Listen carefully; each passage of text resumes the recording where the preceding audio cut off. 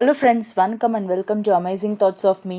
இன்னைக்கு பார்த்தீங்களா, ஒரு வழியாக ராஞ்சாங்கம் டாஸ்க் முடிஞ்சிச்சு அப்படின்னு சொல்லி நிம்மதியாக இருக்கலான்னு பார்த்தா, இவங்க கிட்ட டாஸ்க்கை கொடுத்தா டாஸ்க்கை அழித்து ஒரு கண்டென்ட்டு கொடுக்க மாட்டாங்க அப்படின்னு பிக் பாஸ்க்கு கன்ஃபார்மாக தெரிஞ்சு போச்சு.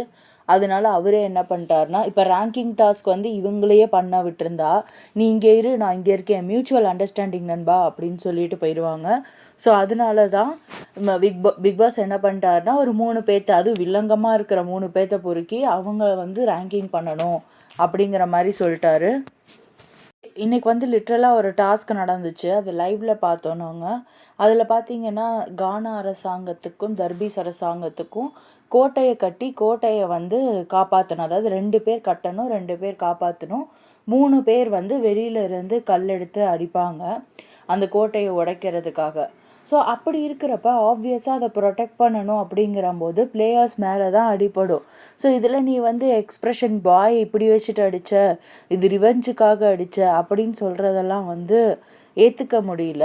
மெச்சூரிட்டி லெவல் படி இவங்க வந்து ரேங்கிங் பண்ணியிருந்தாலுமே சபரிக்கு கொடுத்தது ஓகே, பட் சுபிக்ஷாவுக்கெல்லாம் மெச்சூரிட்டி இருந்துச்சா இல்லையான்னு அந்த கூல்ட்ரிங்க்ஸ் டாஸ்க்லேயே தெரிஞ்சிருக்கும். அதுக்கப்புறமா தேர்ட் வந்து கெமிக்கு கொடுத்துருக்காங்க. கெமி வந்து என்னை பொறுத்த வரைக்கும் ஓகே தான், பட் அக்செப்டபுளா அப்படின்னு கேட்டிங்கன்னா கிடையாது. அது ஃபோர்த் வந்து சாண்ட்ராக்கெல்லாம் இன்னும் கொஞ்சம் முன்னாடி லைக் செகண்ட் பொசிஷன் அந்த மாதிரி கூட கொடுத்துருக்கலாம். ஈவன் ஃபஸ்ட்டுக்குமே அவங்க வந்து டிசர்விங் தான். பிரஜனுக்கு வந்து 5th கொடுத்தது அப்படிங்கிறது அவர் ஒரு 7th 8th கொடுத்துருக்கலாம்.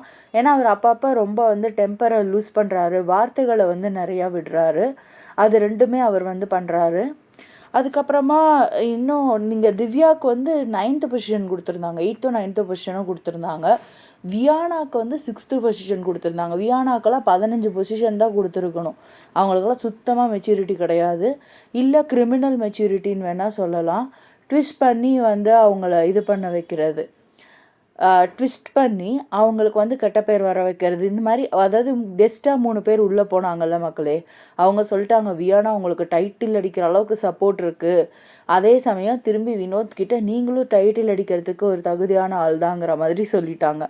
ஸோ அதை சொல்லவும் மேடம் என்ன கன்சிடர் பண்ணிட்டாங்கன்னா, ஓகே நம்மளுக்கு போட்டி இவர் தான், இவரை நம்ம டார்கெட் பண்ணணும் அப்படின்னு சொல்லி கானா வினோத் அவர்களை வந்து டார்கெட் பண்ணுறாங்க. இதுதான் நடந்துகிட்ருக்கு. இன்னைக்கு பார்த்தீங்கன்னா, ஒரு கானா வினோத் அவர்களை வந்து 11வது இடத்துல வச்சுருந்தாங்க. என்னை பொறுத்த வரைக்கும் அவருக்கு அந்த 11வது இடம் கொடுத்தது ஆன் மெச்சூரிட்டி அப்படிங்கிறப்ப, அவர் வந்து அவர் சிங்கிளாக கண்டென்ட் கொடுத்தாலே சூப்பராக இருக்கும். அவர் ஏன் போயும் தேவையில்லாமல் அந்த தர்பீஸை நோண்டிகிட்டு இருக்காரு அப்படிங்கிறது தெரியலை. அவர் தனியாக கொடுத்தாரு, அப்படி கண்டென்ட் கொடுத்தாருனாவே இன்னமும் பாப்புலர் ஆகலாம். அது அவர் வந்து அவருக்கு யார் சொல்கிறது, அவர் எப்போ வந்து அதை புரிஞ்சுப்பார் அப்படிங்கிறது எதுவுமே நம்மளுக்கு தெரியலை. ஸோ கீப் சப்போர்ட்டிங் மக்களே. உங்களோட ஆதரவு யாருக்குன்னு கமெண்ட் செக்ஷனில் சொல்லுங்கள்.